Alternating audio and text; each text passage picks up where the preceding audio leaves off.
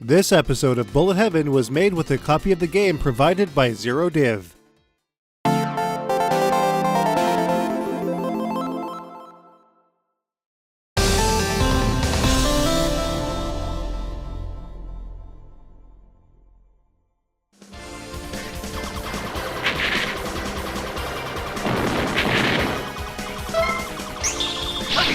Since episode 189 of Bullet Heaven, we've taken a look at several shooters on the Nintendo Switch to see release in just the last few weeks of November and December. Games like Dimension Drive and Aces of the Luftwaffe Squadron offered decent but flawed experiences, while masterpieces like Xenoraid and Rive knocked it out of the park. Next up for Shmuppy Switchmas is actually a game that we bought for the Sega Saturn all the way back in early 2010 with the intention of covering it on Bullet Heaven, but no one knows why it's taken so long. Gunbird for Nintendo Switch is a Tate-style vertical shmup originally developed by Psycho in 1994. It was most recently published by ZeroDiv on the Nintendo Switch on December 7, 2017. The arcade version would be ported in 1995 to the Sega Saturn and PlayStation in Japan. Many other versions exist, but most infamously in 2003, it was stripped of its story and released in North America as the dubious Mobile Light Force. The Nintendo Switch version is purely based on the arcade original and offers classic shooting action for those that like their shooters firmly Japanese, all with a full translation. Let's take a closer look.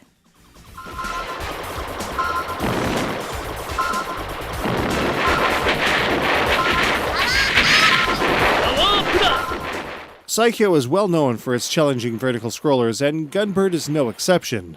There are a lot of gameplay mechanics that bear similarity to games like Strikers 1945-2, which we took a look at in episode 74 of Bullet Heaven. To start, players have their choice between one of 5 different characters on the outside of the game, each with their own fire patterns and bomb attacks. 8-way control gets players around the screen in typical fashion, and each character has a different movement rate.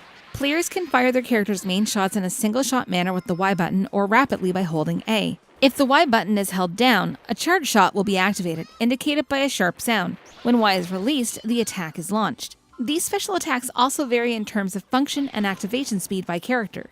Bombs are mapped to both X and B and can be super useful in either killing off a boss very quickly or saving a player from death by Gunbird's speedy, small bullet swarms. Each character's bombs behave a little differently. Some activate immediately, while some are delayed. All in all, the characters in Gunbird vary wildly, and players will probably need to experiment to find the one that works best for them. Power-ups are frequent in Gunbird and are dropped by specific enemies and emplacements. The character's shots can be upgraded to 3 times for a maximum level of 4. However, level 4 is only temporary. After a certain amount of time, the player's power will drop back to level 3 until another weapon power-up is obtained. This factors a bit into scoring, which we'll take a look at in a bit. Extra bomb pickups are fairly frequent as well, which allows players to be a little more liberal with their use in times of danger or in the interest of massive damage.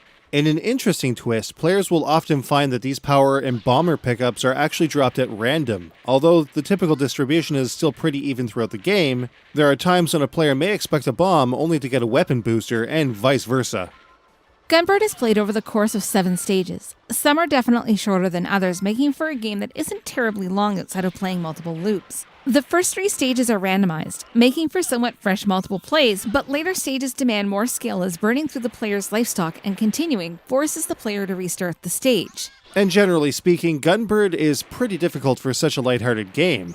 The default level is 5, or normal, but no matter the difficulty, players might find that enemy bullets are a bit faster than they might expect. It does feel as if level 4, or easy, is more of a normal style difficulty, while normal would probably be best described as arcade. The difficulty is actually compounded with a hitbox for each character that isn't very well defined. This does go hand in hand with the age of the game though. Gunbird isn't really classified as a bullet hell or Danmaku game, so a glowing or superimposed hitbox wouldn't have been deemed critical at the time of its original development. As such, we found that a lot of spaces that looked pretty safe to go through were in fact not. The story makes for a good amount of replay though, as each character has different banter as the game progresses. In the case of co-op games, both characters chosen interact with each other differently. Players looking to see how these different character stories changes depending on who they're with will definitely get a ton of replay out of Gunbird. Finally, a number of meta options exist in Gunbird for Nintendo Switch, just like Hamster's Neo Geo Arcade Archives line, which we took a look at in episode 174. Most of these options are used for aesthetics, which we'll look at shortly, but players can tweak how many default lives and credits are started with, as well as the scores at which the player's extend is obtained. Controller mapping is also available. In the end, Gunbird is definitely fun, but can sometimes be a bit too hard for its own good.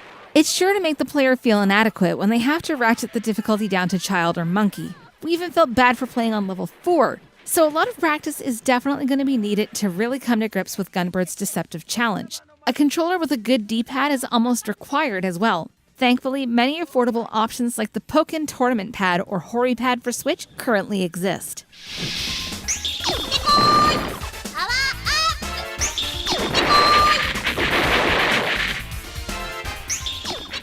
So what about the scoring in Gunbird for Nintendo Switch? Well, in general, the scoring in Gunbird isn't especially deep. On the whole, enemy destruction is where players will be getting most of their points, so the more enemies that are defeated, the better the player's score will be. There are other ways to boost up the player's score, though. From time to time, ground emplacements can leave behind coins once they are destroyed. These coins are only worth 200 points, but if many are collected, they can add up. Just not to anything huge. But if a player is at level 4 firepower, getting extra weapon power-ups will net the player 2,000 points apiece. There are some stages that just dole out power-up after power-up, so the player's score can climb pretty rapidly as a result. It's a great way to hit that 400,000 point extend score. But that's all there is to it. Easy and simple, but not necessarily very engaging. It doesn't help that, unlike Hamster's ACA series, Gunbird for Nintendo Switch only features local leaderboards. A lack of an online leaderboard can hurt, but where the scoring kind of takes a backseat to the story to begin with, it's not an especially big deal. One interesting facet to the scoring in this particular version of Gunbird is that the score does not reset when the player continues with a new credit. This is definitely a function of the Nintendo Switch version in particular. The Sega Saturn version, for example, definitely resets after continuing. And finally, on the local leaderboard, the player's character and difficulty level are shown and stacked up against other obtained scores. Again, with no online leaderboards, the high score chase is going to be very limited here.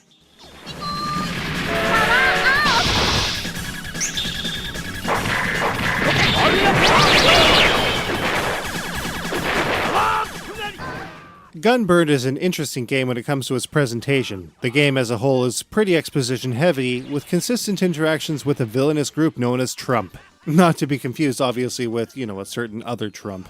Especially in the case of co-op games, the exposition post-stage really makes a strong case for the story, in which the protagonists of Gunbird are searching for 4 pieces of a magical, wish-granting mirror. Visually, Gunbird does a lot of things right with its pixel art style. There's a good amount of detail to the player characters and decent animation on most objects and set pieces, and the bosses in specific have all kinds of phases and moving animated parts. It's classic 90s arcade spriting at its most quintessential. Some sprites for smaller human characters have limited animation, yet it still works very well regardless, thanks to the relative detail. The character design is also on point for the most part as well, with large pixel art sprites for each character used in small scenes between stages. Even Trump's 3 team members have several sprites for their interactions with the player characters. In this version, Gunbird's original drawn portrait art for the player's chosen character, as well as a panel for score, lives, and bombs, can be seen to either respective side of the playfield where black empty space would normally be for these types of games. Gunbird's sound is equally as solid as its visuals too, with an OST that fits the action on screen well. Again, it's everything you'd expect from a game that comes from the mid-90s, which, incidentally, is pretty okay in our books. Meanwhile, the sound effects are a slightly mixed bag. Not that they're bad, mind you, just that some effects are loud, somewhat piercing, and very, very repetitive. Volnus's lasers, for example, end up turning into a repeating beep, and Marion's homing stars can get a little tiresome. They are absolutely made for arcades though, since these effects could have easily pierced the constant din of a crowded, loud game center in their day. Another great feature to Gunbird for Nintendo Switch is a fully translated story, which is pretty faithful to what's being said. Gunbird features full VO in all of its scenes, and it's delivered very well, as is expected of better Japanese-voiced games. But on the topic of the actual content of Gunbird's story, we came away a little concerned about the unhealthy interactions between the adventurer Ash and Marion. Marion's only 13, and clearly says so both in the original VO and text. Let's just say, Ash likes him young. Real young. Ugh, what a creep. Rounding out the presentation in Gunbird are a number of meta options that smooth out the oversized pixels, add vertical scan lines, and even rotates the screen for Tate. With an accessory like the Hori playstand, or maybe a 3D printed option, that means Tate on the go. Awesome. So, how does Gunbird for Nintendo Switch stack up? Let's take a look.